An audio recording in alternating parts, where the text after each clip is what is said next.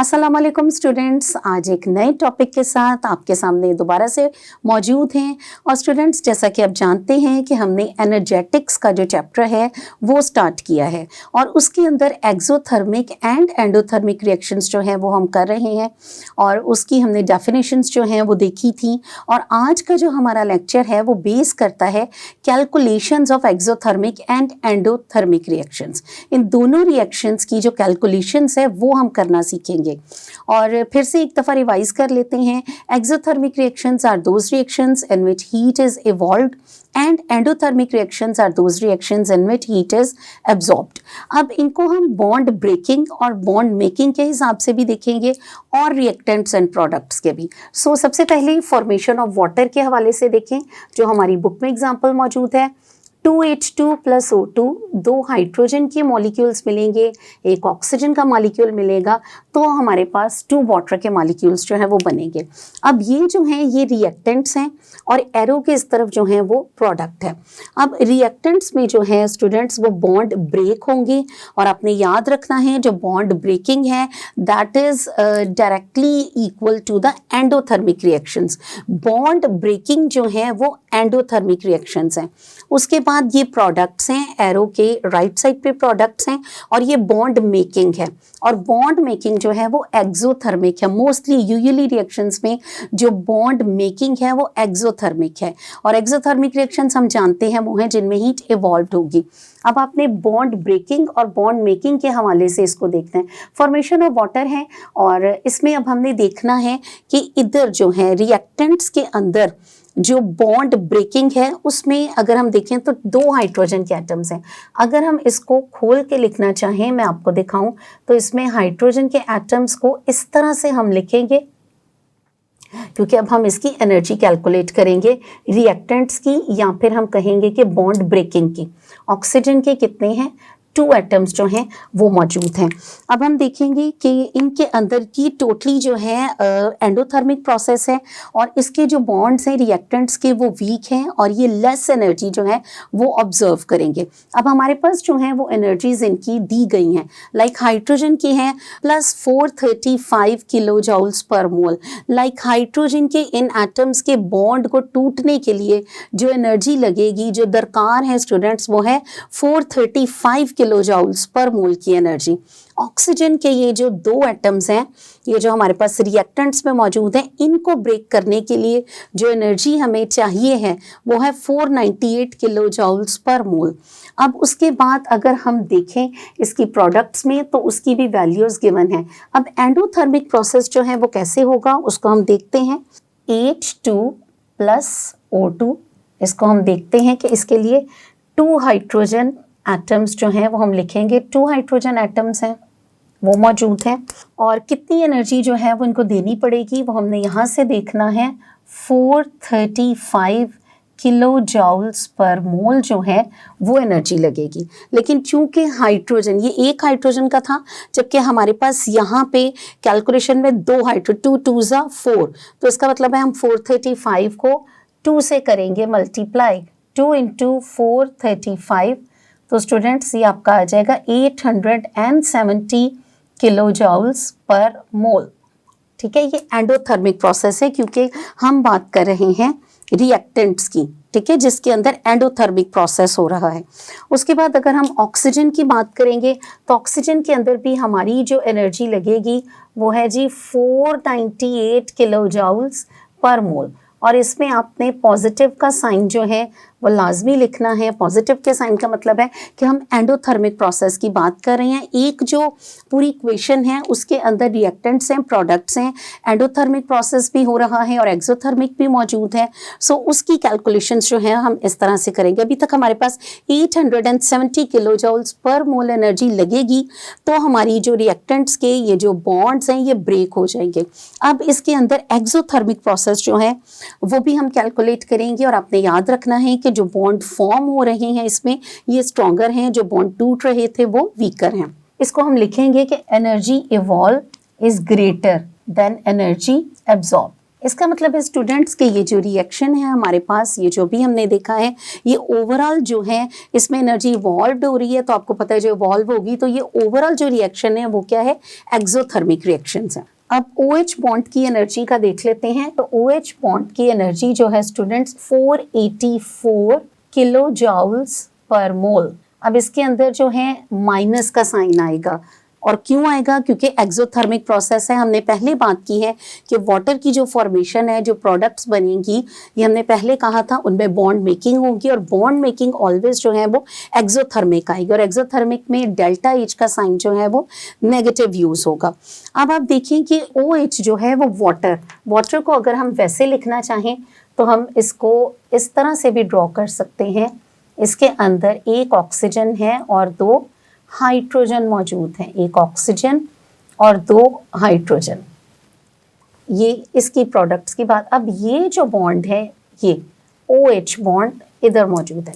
अब इस बॉन्ड को जो है, इसकी एनर्जी जो लगेगी 484 किलो जूल्स पर मोल है।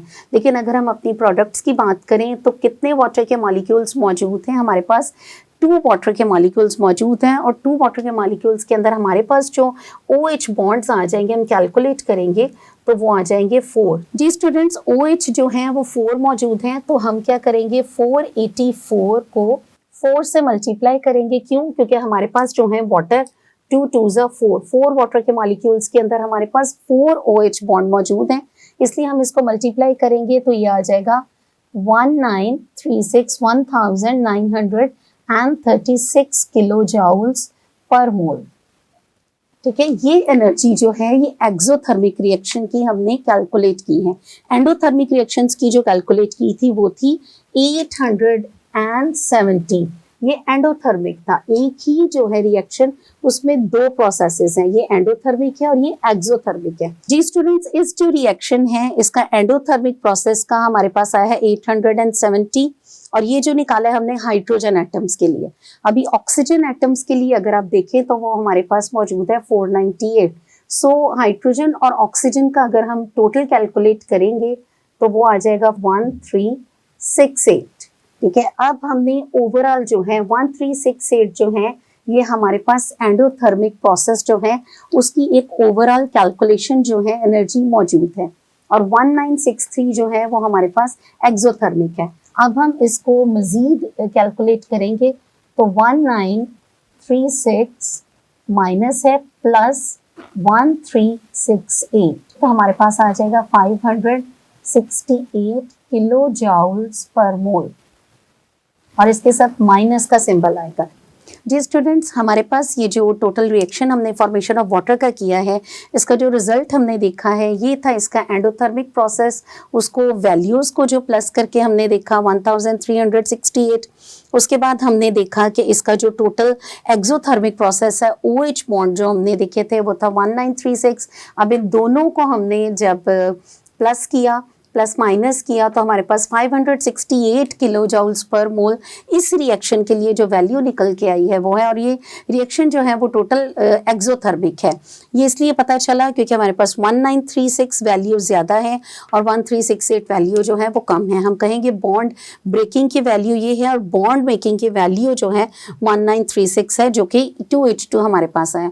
स्टूडेंट्स, इसी तरह से आपको भी ये कैलकुलेशंस जो है वो आनी चाहिए, और बॉन्ड एनर्जीज जो हैं that is already given, ये क्वेश्चन में आपको गिवन होंगी, and you need to solve it with your own practical skills। अभी हम देखेंगे कैलकुलेट द एंथैल्पी चेंज। एक रिएक्शन आपको दिया जाएगा और आपको कहा जाएगा कि इसका जो है एंथैल्पी चेंज कैलकुलेट करें कितना है। सो रिएक्शन अब हमारे पास है, हमारी बुक में मौजूद है, और सैम्पल क्वेश्चन है, सैम्पल प्रॉब्लम है, इसको सॉल्व करते हैं।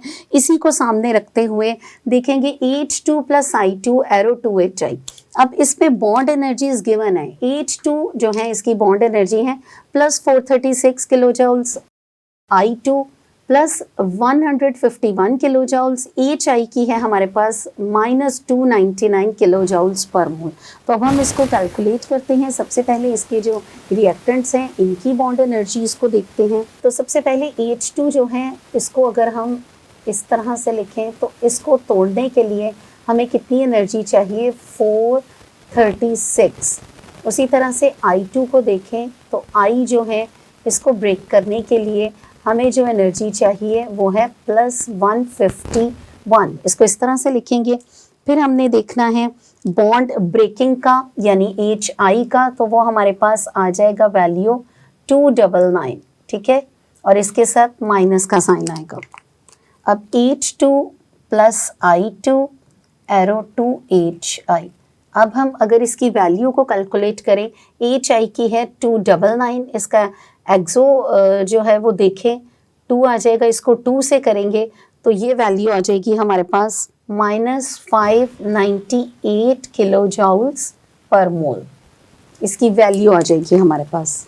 अब हमने 436 और 151 ये जो इसका हमारे पास रिएक्टेंट्स की सूरत में मौजूद है, एंडोथर्मिक रिएक्शन है, इसको कैलकुलेट करेंगे, इसको प्लस करेंगे, 7 आ जाएगा, 538, 4 और 1 5 और ये प्लस। इसका मतलब है एंडोथर्मिक प्रोसेस की जो हमारे पास वैल्यू आई है यहाँ पे 587 है और एक्सोथर्मिक की जो वैल्यू आई है वो है 598। अब हम फॉर्मूला अप्लाई करेंगे, delta H is equal to energy absorbed minus energy released.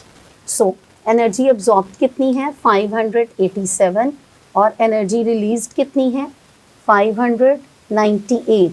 अब इसको करेंगे तो हमारे पास वैल्यू आ जाएगी 11 किलो जूल्स पर मोल। ओवरऑल रिएक्शन का जो है वो आपके पास आ जाएगा। और इसी तरह ये है जी, इसके लिए डेल्टा H की वैल्यू आपके पास कोई भी जो है इक्वेशन आपको दी जाएगी तो आपने ये इनकी सबसे पहले एंडोथर्मिक जो है रिएक्टेंट्स इनकी एनर्जीज को कैलकुलेट कर लेना है टोटल, फिर जो एक्सोथर्मिक हैं उनकी एनर्जी को कैलकुलेट कर लें, फॉर्मूला अप्लाई कर लें, delta H is equal to energy absorbed minus energy released, तो आपके पास जो है वो total enthalpy change delta H जो है वो उस रिएक्शन के लिए आपके पास आ जाएगा। और एक इंटरेस्टिंग इन्फॉर्मेशन भी मौजूद है स्टूडेंट्स आपकी बुक में, जिसमें दिखाया गया कि नाइट्रोजन और ऑक्सीजन जो हैं हमारी एयर के मिक्सचर में गैसेस मेनली मौजूद है, नाइट्रोजन एंड ऑक्सीजन, ये वैसे आपस में रिएक्ट नहीं करती, लेकिन जब थंडरस्टॉर्म होता है, हाई एनर्जी होती है, तो इस वक्त ये रिएक्ट करती हैं और जो है बिजली चमकती है और हीट प्रोड्यूस होती है। सो ये हाईली एक्सोथर्मिक रिएक्शंस हैं। और ये तो स्टूडेंट्स हमारा आज का लेक्चर, और मैं उम्मीद करती हूँ कि आपको ये कैलकुलेशंस जो हैं वो अच्छी तरह से समझ में आ गई हैं। आज के लिए इतना ही था। अल्लाह हाफ़िज़।